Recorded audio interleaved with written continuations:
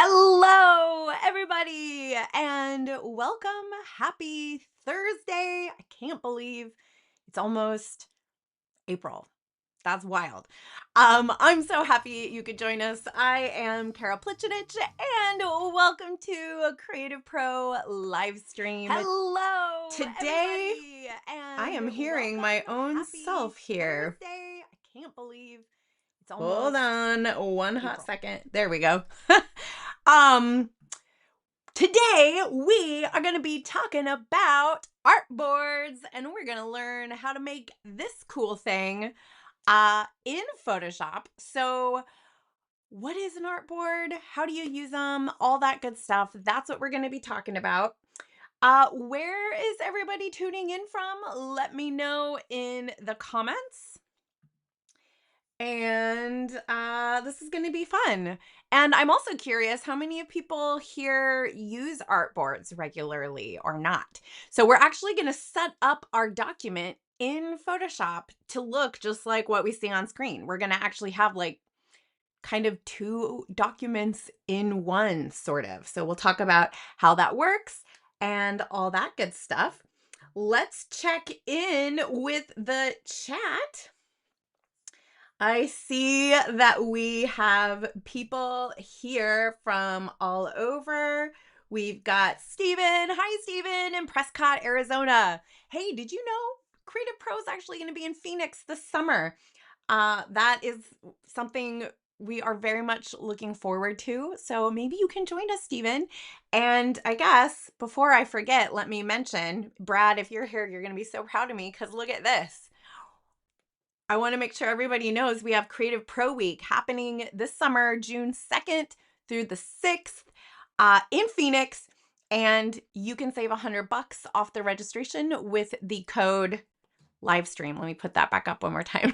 With the code livestream, you can save $100. So maybe you'll come join us, Steven, and I'll get to meet you in real life and say hi. So that's kind of fun. We have Daphne tuning in from Toronto. Hello. Hello, Canada. Our Canadian friends are here. Barbie Q. Oh, love that. Tuning in from Yorkshire, England. Robert in Wisconsin. Shout out Wisconsin. I went to school at the UW in Stevens Point. That's so fun. Small world, right? Oh, and I love this from Candace. New to Photoshop, and this is what autocorrect does every time that I typed the word artboards. When I was setting up this live stream, it would autocorrect to dartboards. And now I can see that I'm not the only one. I feel you, Candace. I'm glad you could join us. Oh, we have more Canadian friends. Sylvie from Montreal. Hello. We have friends from Chicago. So cool. Ooh, Ripa, you're in Nebraska. So am I. Did you know that? Did we know that? Do we know each other? I'm in Lincoln. That's so exciting.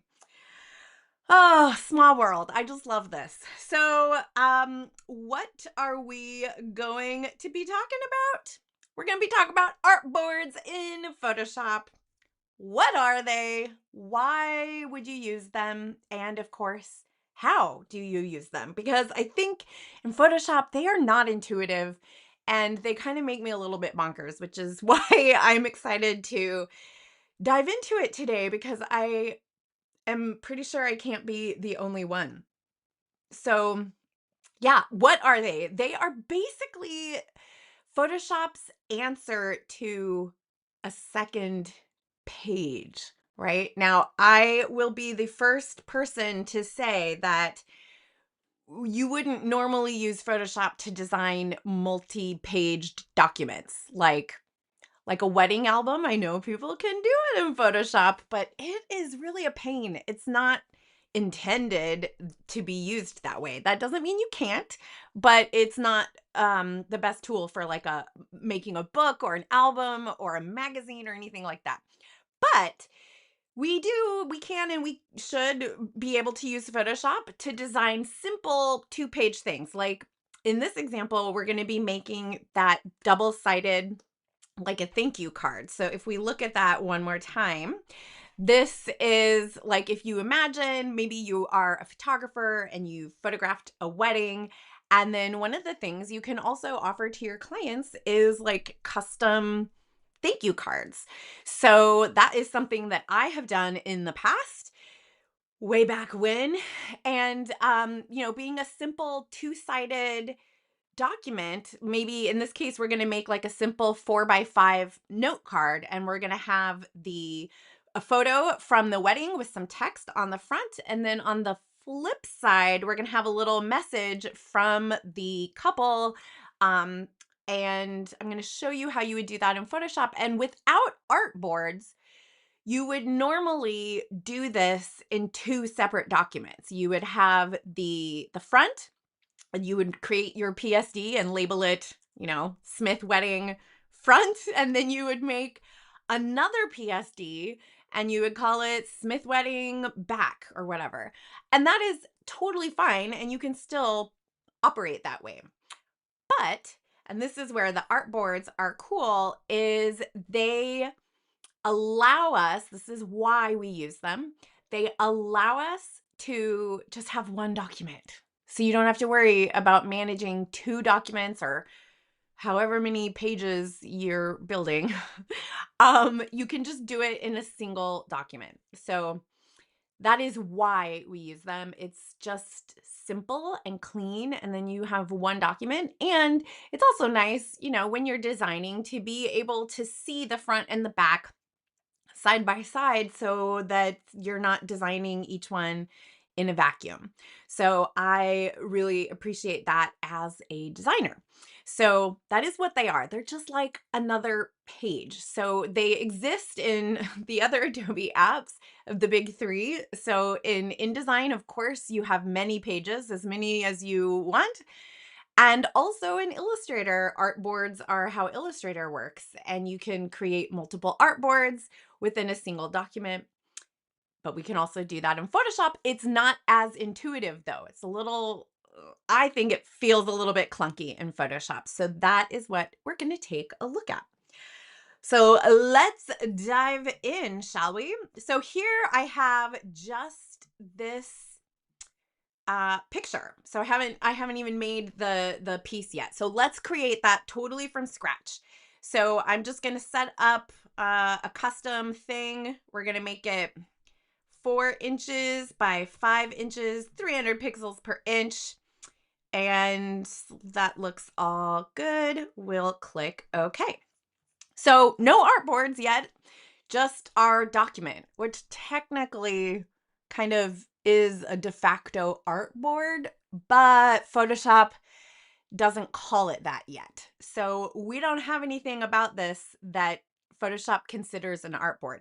We could make an artboard right now, but I don't know. In Photoshop, it's just like not the way that I generally work. And if most of you work like I do, which is kind of just how you do Photoshop, you don't typically get in and like set up all your artboards. So I'm going to try to approach this the way that I think that most people do, which is we're going to make the first part of our design, and then we'll be like, oh, I need an artboard. And then I'll show you how to make that into an artboard. And then we'll create the second artboard for the other half. So that's a lot of words. Let's just get started. Here's my image. I'm just going to select it all, Command or Control A, Command or Control C to copy. And I'm going to bring it over here to my untitled document, and I'm just going to paste it in. It's big, so let's make it a smart object.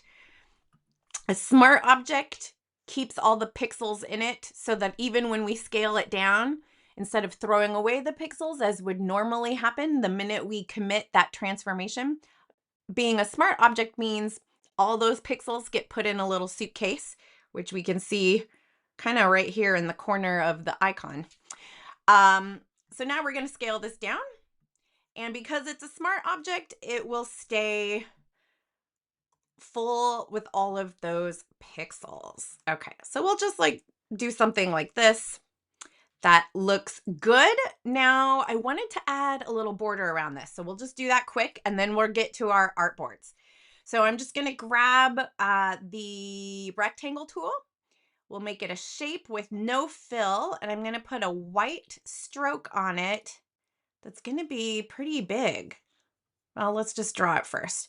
So I'm going to draw a big box right like this. This is one way to create a really simple border. Of course, there's a million ways you could do this. But now that I've got this shape drawn, I'm going to thicken up that stroke because I kind of like the look of like an art print that has a little margin around it, right? But rather than going about building that in some convoluted way, I'm just going to put a rectangle on top of it, add a stroke to it. We're going to fatten up the stroke. There we go. And I want to make sure, I'm in my properties panel, I want to make sure that the stroke alignment is where I think it is. So down here underneath the stroke, there's this option here. And by golly, it is so small. I don't know how anyone can see this. And it doesn't, when you click on it, it doesn't like pop up and tell you which is which here, but there's an inside, a center alignment, and an outside. So if I click outside, for example, it looks like the stroke disappeared, but it's just because it's outside the rectangle now. So in this case, I'm going to put it to the inside, and I'll choose a width of this, whatever this is, 50 something pixels. So we'll just say 50. That's nice. All right. So that looks good, right? Very cool. And then I made a little text bit I was going to drag in here just to finish it off. We'll grab the move tool and have a little quote here. And then, of course, it's hard to read, right? Because the contrast with the trees it's very difficult. So we're going to add a little gradient overlay. So I'm going to press G for the G family, which includes the gradient. Now here's my tip for really easily creating your own gradients without getting into the gradient editor. And this tip only works when you're doing like a 1 to 2 color. So in this case, what I want is a dark brown to transparency gradient. So you can see I already have that up there. Let's pretend I don't. Let's pretend I have this. All right. So my little tip is if I just want a single color to fade into transparency, I'm going to press I for the eyedropper, and I'll come and just sample a color out of my image. Maybe even like their hair color. And then when I press G for the gradient tool, the default option is your current foreground color to background color. So because I just chose that brown, that's going to show up here. So by default, my gradient's already halfway there. It's brown to white. And if I click the little drop down and I open the basics folder, the second option is foreground to transparent. And I'm just realizing my cursor looks huge, doesn't it? Is it looking huge for you guys? That's crazy. You can't even see what I'm doing. Let me see what's causing that. I think it's let's quit my cursor thing. Oh, that looks better. Okay. Sorry. I thought I was being helpful, but a giant cursor doesn't help you out, does it? Okay, so just like that, we have our transparent gradient. So foreground to transparent, current foreground color to transparency. So I'm just going to use a linear gradient setting, and I'm just going to like drag in something like this, and we'll drag it under the type layer and change the blend mode to something like multiply. We'll put it under that border too. There we go. So look how pretty that is. Now this text thing, for those of you who might be wondering, this is an object that I created previously just to save us time. It's just type. If I double click on it, we can see how it was built, and it's just various type layers This is a font called Monthor's Vintage 2.0. I've had this font forever. I don't remember where I got it. It might be on Adobe Fonts. I probably bought it from Creative Market, but that's how I built this. So there's just different layers of text, and I just like made this little thing. And I put it in my library so I could drag it and drop it into our document so we didn't have to spend time working on it. My cursor is still huge, is it? That's really confusing. Did it not get fixed? I don't know what's causing that, guys. Hold on one sec and let's see if I can. I can't even imagine what's causing that. I turned off all my cursor business.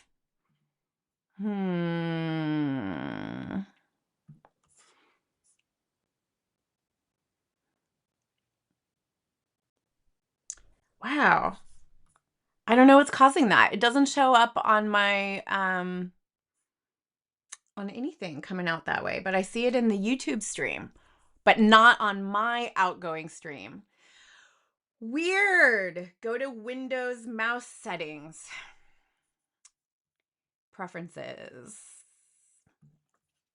That's so weird though. I don't think it's my normal mouse settings because like I said, it's not coming up. That is so weird.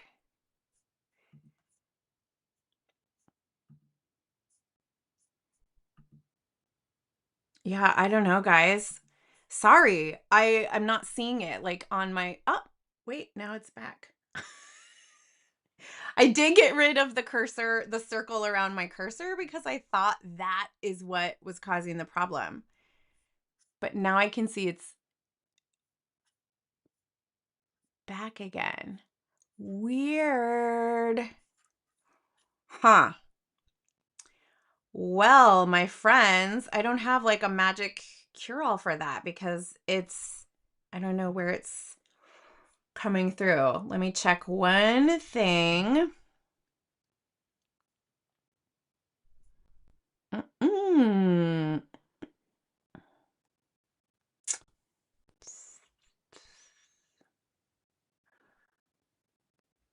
Guys, I don't know. That's super frustrating. It's like clown shoes for my Mac. Okay. Sorry, guys. I will have to look into it. That's so weird. I don't know why it's doing that. I don't have anything on that would be making it. It's just like clown shoe mouse. Okay. We're going to keep rolling. Wow, it's giant. Well, at least now you'll see it, right? There will be no denying that you can't follow my cursor. Okay, let's talk about the artboards. So this right here, if I was designing a card, this is where I would be like, all right, that's the front, right? So I would normally save this as Smith Wedding front, whatever. And then I would close it, make another document, and design the backside. But we don't have to do it that way. So at the top of our toolbar, did you actually notice that there's another tool that's nested within the Move tool? So if you bring your giant cursor up to the Move tool, there is an option there called Artboard tool. That is one way to access your artboards, but personally, it makes me bonkers. And then I end up making all kinds of extra artboards when I'm just trying to grab my Move tool. So I am not going to do it that way. What we want to do instead is go to our layers panel and you're going to click the layer panel menu and there is an option here. My cursor's not pointing at it, but it's highlighted in blue that says new artboard. And when we do that, we can give it a name like front, And when I click OK, because there was no other existing artboard at that moment, Photoshop goes, oh, hey, you want to put all of your layers into an artboard. And it just makes it. So look at that. So now if you look in the layers panel, we can see, it's so crazy.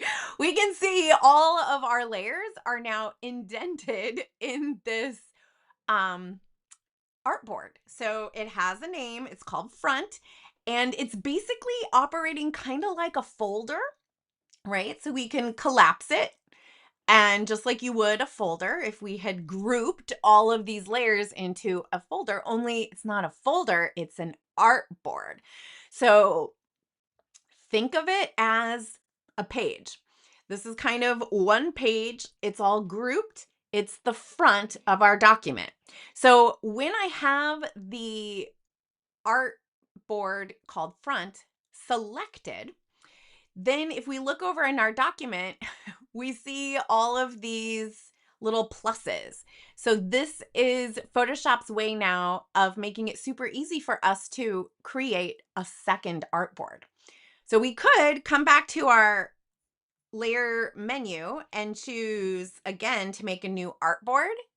Again, it's highlighted, but the cursor is not actually pointing at it.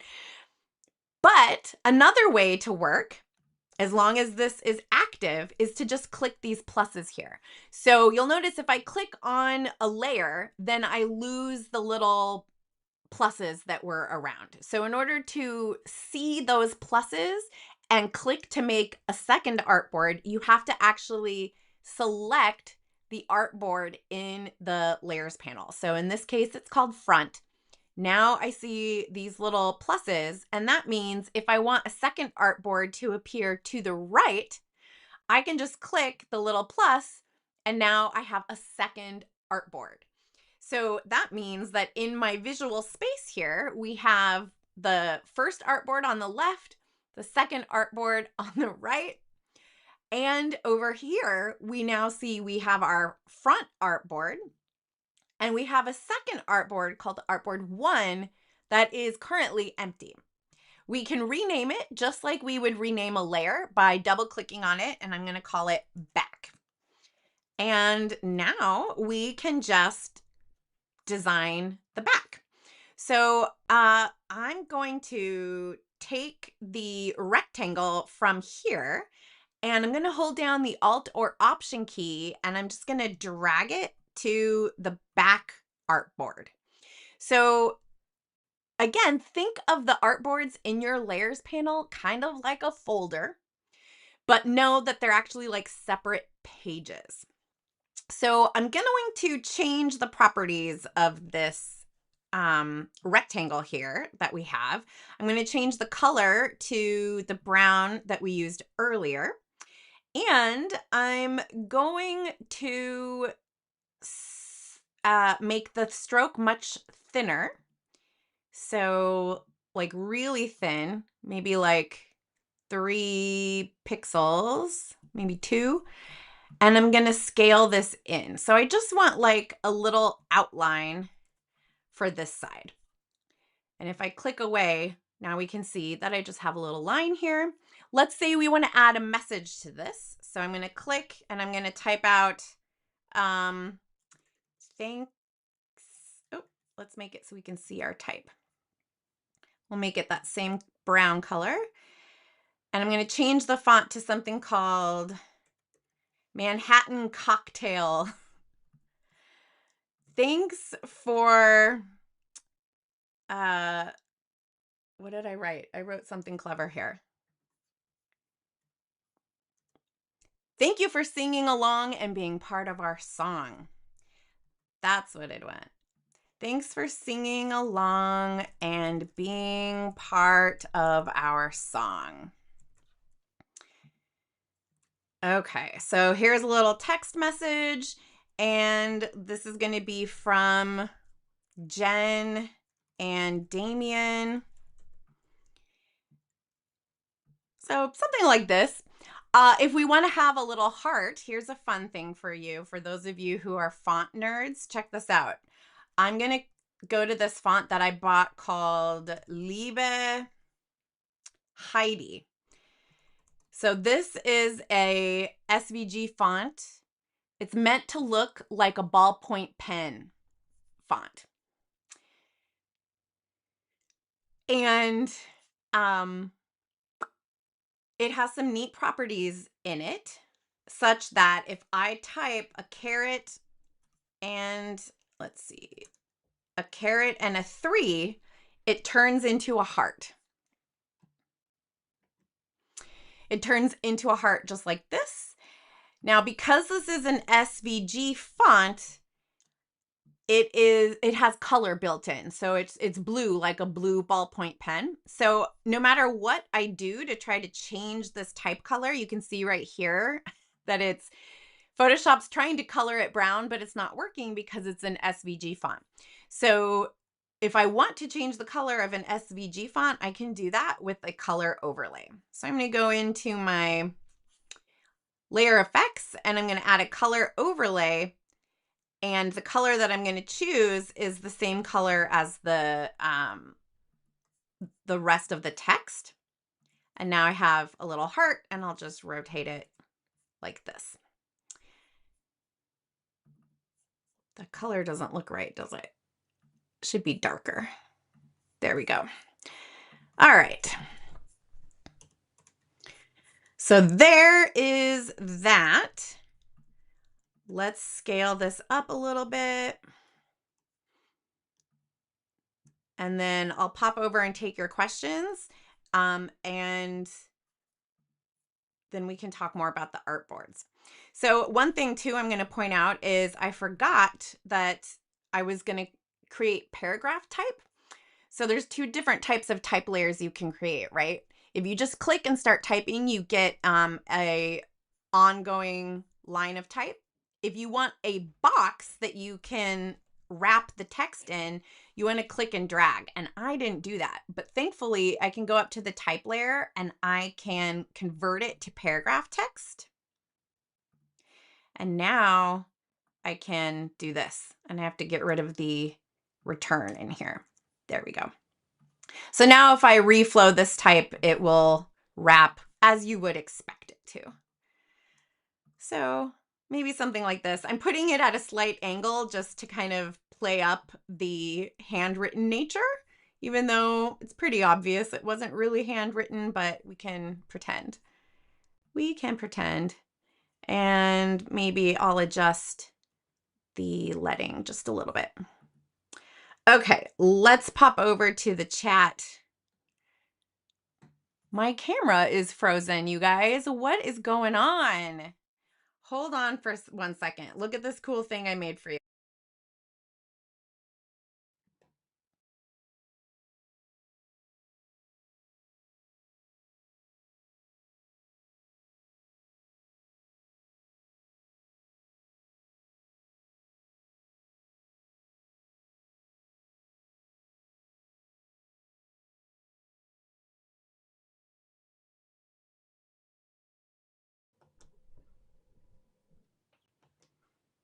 I'm still frozen. What in the heck?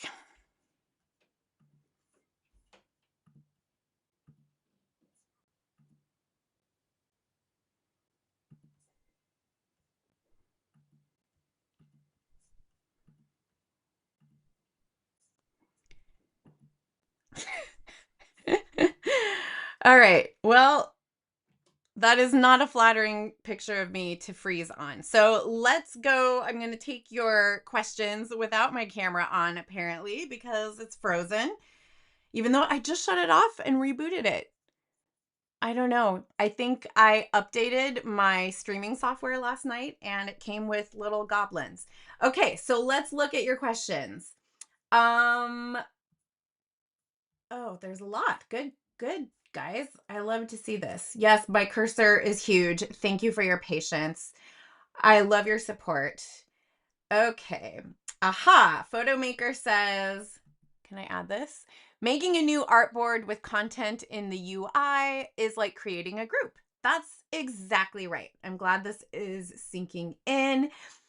Um, Question, can we use that for carousel in Instagram? Absolutely. You could just I don't know, I think there's a 10 image limit to Instagram carousels. I could be wrong, but yes. So you would just continue to make additional artboards and you can make them. So if we go back to click on any one of the artboards, we can click to, you have to not have the type tool active, but we can click to make new artboards. You can also go get the artboard tool from underneath your move tool, and then you'll see, like, if you want another artboard on top of this one, you click the on top button. If you want another artboard to the left, now I've switched back to my move tool. You got to target the artboard you want to use as your source, and then you can click to make another artboard to the left. Let's make another one. You know what? Let's make it down here, because check this out. You can also move your artboards. So these tools up here let you add new artboards. You can flip your artboards, and you can also grab your artboard and drag it if you want to move it that way. So I'm using the move tool with the artboard selected, and that allows me to just move it around. So here you can see that I now have 5 artboards, and they don't all have to be the same size either. You can just drag them any size that you want. So if you want to alter the artboard, you can use the artboard tool, which again is hidden underneath your move tool, and you can just drag it. So maybe I want an artboard that's this big. You can also, with that artboard tool selected, it's here with my huge cursor.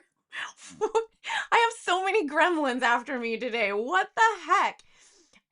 With your artboard tool active, you can also come up in your control panel and you can just input the size that you want your artboard to be.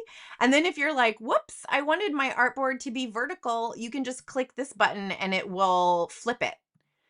So that's kind of neat. I don't know why they have 2 buttons for that and not just one that's like flip and flip the other way, but that's how it is. And then of course we can just click right here, and then that will let you draw another artboard like so. Yeah, there are options too from this little cogwheel here. So you can look through these and turn them on or off as you find helpful. But that is how it works. You can delete it by just selecting it and hitting delete. So we can clear up our mess here. You can also delete it from your layers panel. So they all have a name.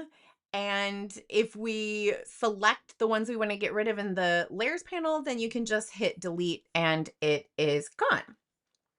So good questions.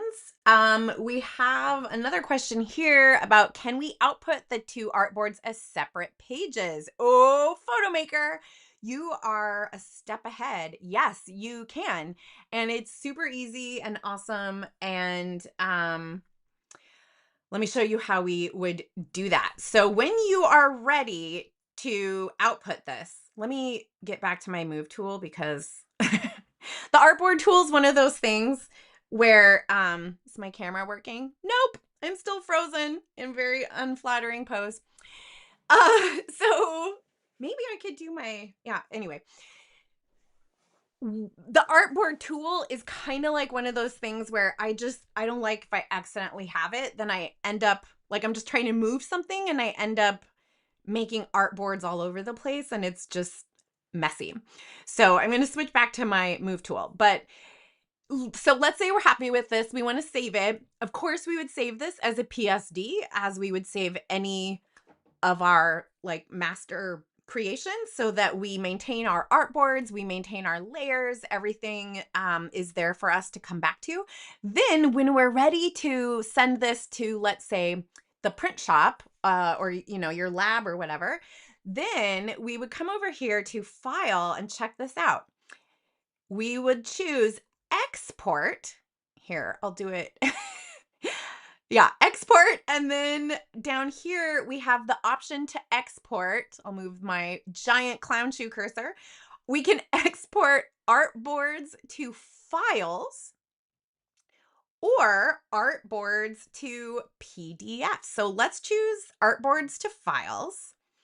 And we'll see, where are we going to put this? On my desktop, because of course everything goes on the desktop. And we'll call this Smith Wedding 4x5. All right, so here we can tell it to include artboard content only. So that's handy. I don't know, like, it's not like an Illustrator where you might have a bunch of content off your artboard. That's not so much a thing in Photoshop, but maybe you have, maybe you made artboards separate than your initial, like, actual document. So anyway, we'll do that. We want to include the selected artboards or all of the artboards or what. So in this point, I would only be exporting the front because that is the one that's selected right now. So if I uncheck this, it should do all the artboards. And, we can decide if we want to include the background. So I'm going to choose JPEG, high quality JPEG. Let's include the artboard name. Oh, no, let's not, because this makes me think they're going to, it's going to build an extension onto the artboard to put the name. We don't want that. Not for this anyway. All right, so then we'll hit run and let's see what happens. So Photoshop's basically running actions now, and you can see that it did some stuff. And let's go look at my messy desktop, and here it is. So here is Smith Wedding 4x5 front, and this 4x5 back. So how cool is that? I just love it, and it was super easy. So saving it and exporting it, once again, we just went to File, Export, Artboards to Files. So gone is the task of opening two different PSDs, saving them out as two separate JPEGs, etc. All right, let me see what other questions we have here. Do you plan to talk about the complexities of getting this printed either at home or professionally? Well, we can certainly talk about that. I don't print anything at my house because printing is such a pain in the butt. And I can't tell you how much paper and ink and just I've gone through so many printers and I just want to throw them all against the wall. So I'm sure I'm not the only one who feels that way. So I would send this to a lab. Photographers generally have the labs they like to work with. Any of them would be able to handle this. I think if you don't have a lab that you know and love, I've always recommended MPix to people. It's MPIX because it's just so great. It's affordable and it works really well, and you don't have to have a business established to be able to use it. So I think it's kind of open for everybody. So I hope that answers your question. You would want to send this, just as a high-res JPEG, and I think you should be okay. I see that beautiful sentence and font. I assume you're talking about this. And I looked this up because I figured people would want to know. And this quote is apparently popularly attributed to Joseph Campbell. So there you go, right? That is, I do love that. Let's see. And yes, Ripa says, or Ripa, I hope I'm getting your name right. Sorry. What happened to the gradient? Yeah, I think I accidentally dragged it behind the photo. So you're right. It did disappear, and You see how unreadable that is without the gradient? It's don't do this. This would be terrible. So we definitely want to have that gradient there. Let's see. Sue says, love the ballpoint font. Do you sell it? I wish I had made it and could then sell it. I do not. It is called, let's see, Liebe Heidi. So it's created by a German brilliant font designer named Ulrika Rausch. And she has, you see this whole series here? They all start with Liebe something, Liebe Lotte, Liebe Heidi, Liebe Gerda. She has a whole series of fonts that are all fantastic. A bunch of them are free, and I think they're actually in Adobe fonts. This one, Liebe Heidi Color, I purchased because it's so brilliant, and I just had to have it. Somewhere there is a if you search YouTube for Ulrika Rausch, you can find a video of her talking about her fonts and how she creates them. And she was demoing this and how it had all the little fun features like turning things into other things. And I was like, I love that so much. And I had to buy it. So it is truly the most handwriting looking font I have ever seen. And I highly recommend it. And it was affordable. I forget what I paid, but if it was $1,000,000, I don't think I would have sprung for it. But so I highly recommend it. Look her up. She is brilliant. Oh, Danielle.